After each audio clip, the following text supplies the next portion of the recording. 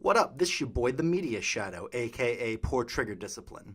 The state of Oregon has 9 pending, absolutely absurd gun control bills in 2019. I'm going to tell you what they consist of, and then tell you what we're going to do about it.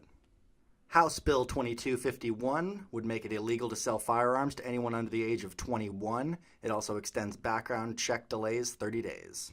House Bill 2479 increases concealed handgun license fees. House Bill 2505 requires trigger locks on all transported guns.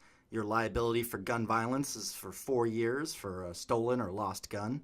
This passing would also declare an emergency effective on the passage of the bill. Wow.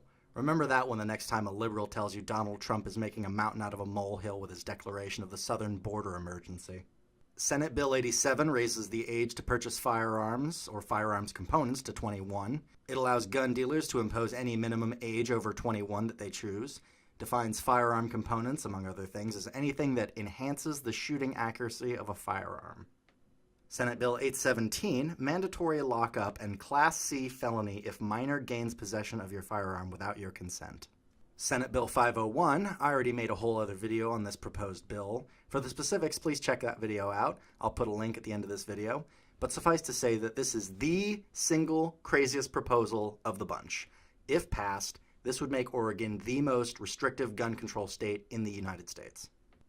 House Bill 3223, I'm just going to read the whole summary, requires a person who owns an assault weapon on effective date of act to register assault weapon or take other specified action within 1 year of effective date of act.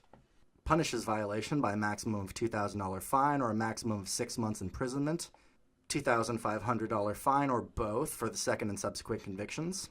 Prohibits the manufacture, transfer, or possession of assault weapon except in specific circumstances. Punishes by a maximum of 364 days imprisonment, $6,250 fine or both. Requires the report or loss of theft of assault weapon. Punishes failure to report by a maximum of 364 days imprisonment, $6,250 fine or both.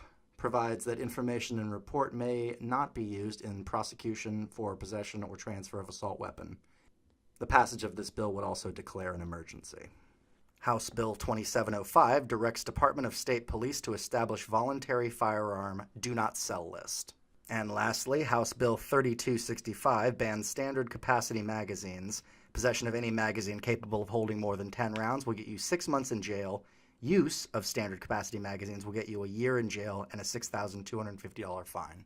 Honestly, what is it about the phrase shall not be infringed that liberal politicians have such a hard time understanding?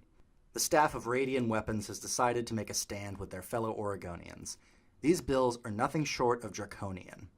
Let's remind our legislators that they work for us and that any continued assault on our Second Amendment rights will not stand. They've obviously forgotten that we are in fact a constitutional republic.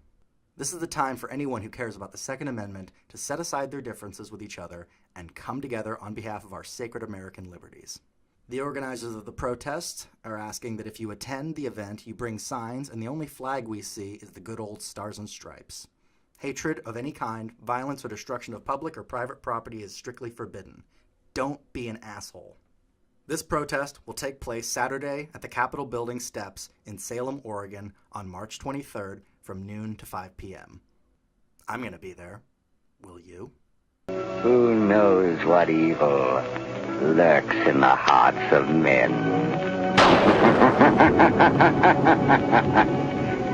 The shadow knows.